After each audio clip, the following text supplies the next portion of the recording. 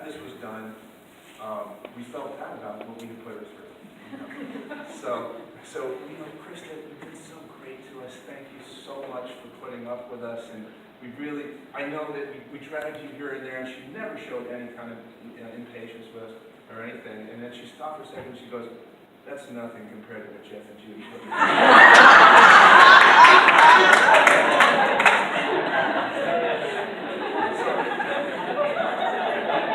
And she did have that edge, you know.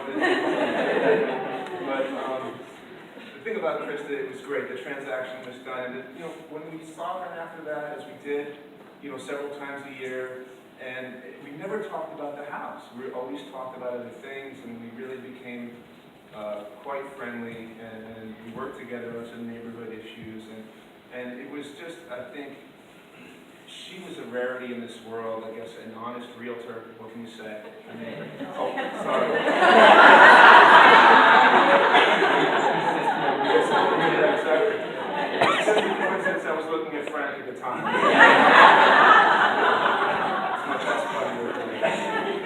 So anyway, I guess it just transcended this sort of client-professional relationship and became a relationship we really came to treasure, and I just went through. I want to honor that.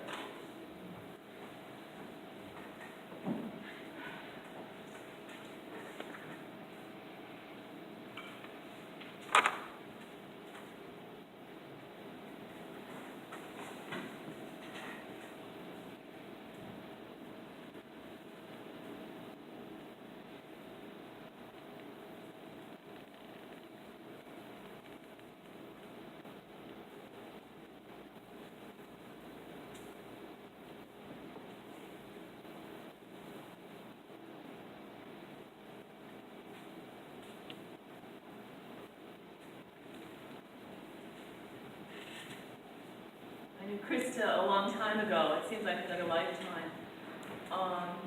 First, I always knew she was the person you could pick up with where you left off, wherever you seen her, wherever you saw her, whatever you were doing. But over 40 years ago, we lived in Mecklenburg in an old house we converted to an old barn we converted to a house, and we were farming.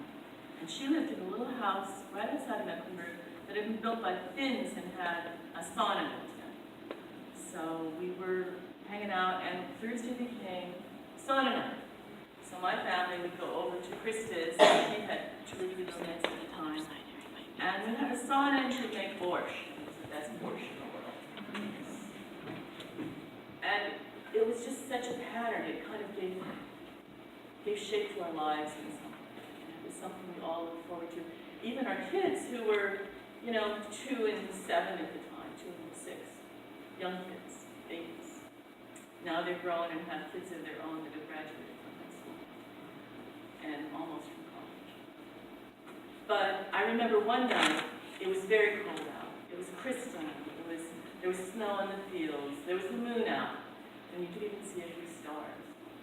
And we finished the sauna, and we were looking at the row of sorrels, because we all grew up with sorrels. Farm people, right? We all, without putting any clothes on, put our sorrels on and went walking through the fields. And for me, that was just like, this is Christa. And then there was the other time when we were out chopping wood, and there were some chainsaws, and Christa and I had handsaws. All the chainsaws broke down, one after another. She and I got more wood that day than anybody else. And then, she moved and we moved, and we met again when she came over a few times, and then when we wanted to find a house, she helped us with that. And we weren't sure what we wanted, but after we looked at about 20, we figured it out. It wasn't easy. And I'm also part of the Quaker meeting, and Christa has been helping us. We eventually found a new meeting house, and it was all thanks to her. It was a 20-year search, and she showed us houses that could be converted, cars that could be converted. She showed us that we eventually bought a piece of land and even had a design made for it, but it wasn't quite right. And Christa kept on looking. So I think it was close to 20 years that she helped us in our search for a place. And we finally found one. It was the old Pangaea restaurant downtown, and it was built right after the Civil War to always been a restaurant. It was perfect to change it into a house of worship. All of us were incredibly grateful for her. She helped us make the decision about not pursuing building on the land. She said, you know, you could decide whether you want to have a place for your children to play or whether you want to be downtown. And we're Quakers, and social justice and working in community and for peace is really important to us. And we really did want to be downtown. So we sold that piece of land to the city, and for twice what we paid for it, we used some of that to convert the house, the baby house that we have now. Thanks to Christa, who's always there and always seeing beyond what you're saying to the heart. And you know, there's nothing more personal than your home. And that's why she was such a wonderful realtor, because she saw beyond your words into what you really wanted. And it took her a while, but she got you. And when she got you, she was going to find what you wanted. And she would keep on going until she found what you wanted. So, you know, our lives have taken different directions, but when we connected, we always were right back there in that walking through that field in our Sorels.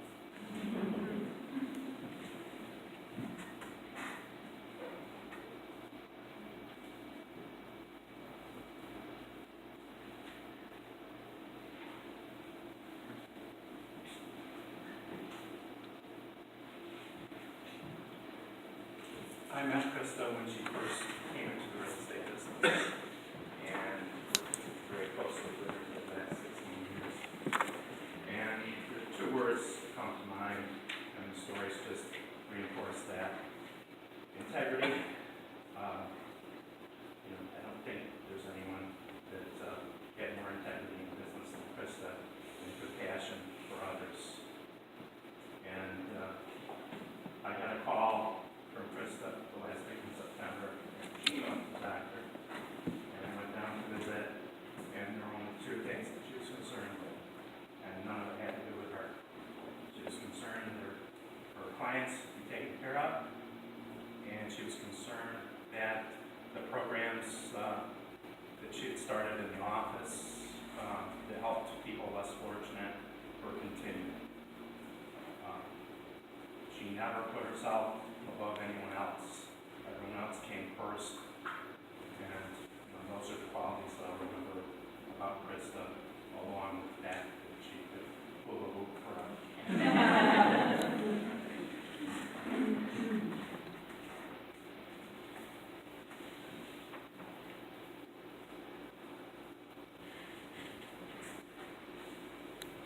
I only met Christa once, but I knew her sister, Mary Ann. I'm from the same town as Mary Ann. And Mary Ann was in charge of making sure that all the lawyers in New York State were honest and would follow the right way. And my daughter and Mary Ann's daughter were best friends. And I met them when they entered kindergarten. Maria Barada, she sends her love to the whole family. She couldn't beat her. But the one time when I might have met her once or twice, Christa. She was magnificent, and I'm involved with United Church of Christ, the Congregational Church, and she explained to me that her real estate aid was like a ministry, and how she would match people up, and how sacred a work it was. And she was magnificent. She looks just like her sister, and who has predeceased her. So love to the whole family, and comfort for Dana.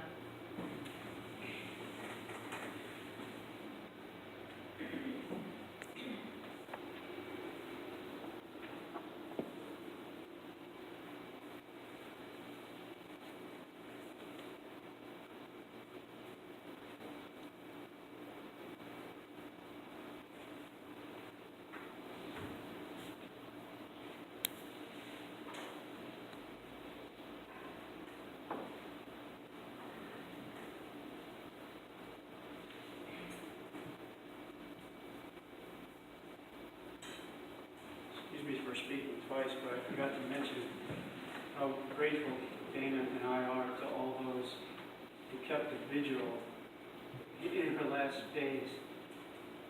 She was not alone. Thank you.